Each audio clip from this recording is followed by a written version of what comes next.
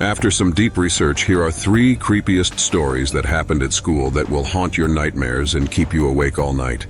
Each tale is filled with suspense, chilling twists, and an overwhelming sense of fear that will make you question every shadow and movement around you. So get ready to be on the edge of your seat. The library at my school stays open until 2 a.m., catering to last-minute essay writers like me. It's a compact building, with most of the books housed in the basement area ominously named the stacks. Here's a quick layout. The main stairs descend to the stacks. There's a vending machine room nearby, and a long hallway with 4 separate entrances leading to the 2 cavernous rooms of shelves and study desks. One night, around 11 p.m. last year, I found myself buried in research for an essay due at 8 a.m. I decided to work in the stacks to avoid trekking up and down the stairs for books. By this point, everyone had cleared out except for one guy sitting a few desks away.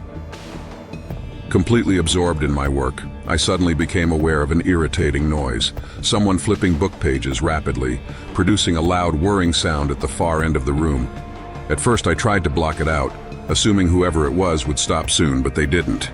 The noise went on for a good 5 minutes and my patience wore thin. I finally stood up, ready to tell them off. But as soon as I took a few steps, the sound abruptly stopped. Relieved, I returned to my desk. 10 minutes later, the noise resumed. Only this time, it was much louder, as if they were flipping through an enormous book. The guy nearby was clearly irritated too. He stood up and started pacing the shelves, trying to locate the source. Seeing his determination, I joined him, and we combed through the shelves from opposite sides. The sound grew louder, pinpointing its location, but when we reached the spot, no one was there. Confused, we exchanged uneasy glances and cautiously returned to our desks. I convinced myself it must be some mechanical noise, perhaps a fan, but as soon as we sat down, the flipping noise erupted again, this time right beside his chair. Without hesitation, he packed his bag, muttered, "F** this," and bolted. I didn't need any more convincing. I grabbed my stuff and was right behind him.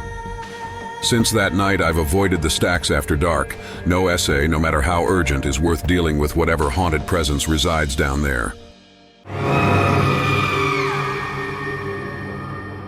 Last year in college, my dorm became home to an unexpected resident, a ghost named Gideon. My roommate, who claimed Gideon had followed him from place to place, was the one to give him the name. According to him, Gideon made his presence known by whispering his name or shaking his bed in the middle of the night. It wasn't long before the rest of us started experiencing strange events too. At first it was subtle. I'd hear faucets running, but when I'd investigate, the apartment would be empty. Then came the knocks, 3 to 5 quick raps on my door when I was alone with my bedroom door closed. When I opened the door, no one was there. Late at night, loud slaps on my door or wall would startle me awake, and my metal water bottle sitting on a concrete windowsill would make soft, deliberate clinking noises, as though someone were lightly picking it up and setting it down. One night, I distinctly heard something fall off my desk. In the morning, I found my chapstick on the floor by my bed. It had been standing in the middle of my desk before. The windows were shut, the fan was off, and there was no way it could have just rolled off. The strangest moment came when I woke up to find my pillow missing from the bed. Groggily, I reached out into the darkness and, suddenly, it was in my hand as though something had placed it there. Other encounters became harder to explain. My roommate noticed scratches on his doorframe, as if someone had been trying to unlock it from the outside. A guest staying over saw an eerie shadow moving across my ceiling. We tried recreating it, but couldn't. It wasn't a trick of the light, especially with the shades down. The most unnerving encounter involved my roommate seeing a shadowy figure walking past his door. It wasn't just the movement that was odd. The figure was heading straight for a wall of windows, beyond which was nothing but a couch. When he rushed out to check, the figure was gone, and there was nowhere it could have gone. We all had our own Gideon stories. One roommate saw a shadowy figure disappear into the bathroom. Another time, there were synchronized knocks on my door and the door across the hall. Both of us thought the other had done it, but we were wrong. Despite these incidents, Gideon never felt malicious. He seemed more like a quiet observer, going about his business, adding a touch of the supernatural to our dorm life. There were eerie moments, sure, but they never escalated beyond that. Just enough to remind us that Gideon was there, doing his thing and keeping us on our toes. My college roommate was a kind and reserved girl, polite, religious, and seemingly the perfect match for me. After years of dealing with difficult roommates, I was relieved to finally share a dorm with someone who was easy to get along with. But 2 nights after we moved in, I realized things weren't as normal as they seemed. I woke up to a soft, eerie sobbing sound outside my door. It wasn't just regular crying, it was desperate, creaky, and unsettling, like something straight out of a horror movie. As I lay there frozen, I heard movement around the apartment and scratching on my bedroom door. Gathering every ounce of courage, I peeked out. There she was, my roommate, wandering the apartment, crying with her eyes closed. She was sleepwalking. When I opened my door, her head turned slowly toward me, even though she couldn't see me.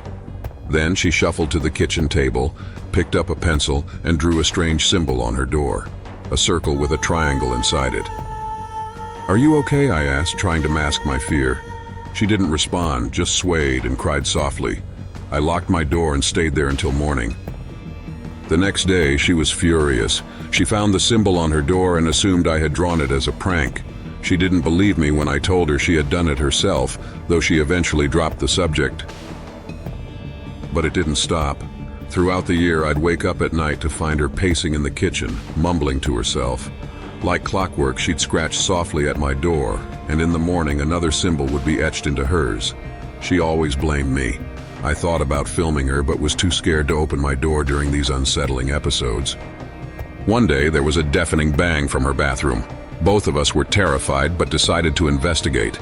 Nothing had fallen, and the bathroom had no windows or alternate exits. When we pulled back the shower curtain, there it was, a massive arc of blood smeared across the wall. She turned pale, but neither of us had any explanation for it. That night, as I was studying in silence, she barged into my room, demanding to know what I had said. Confused, I asked her what she meant. She told me she'd been in the bathroom and heard me whispering to her through the wall, but I hadn't said a word. When she left for weekends, the eerie occurrences didn't stop. I'd hear strange noises coming from her side of the dorm, scratching, whispers, and faint thuds. She moved out at the end of the year, taking whatever this was with her, but I still wonder what had attached itself to her, and why.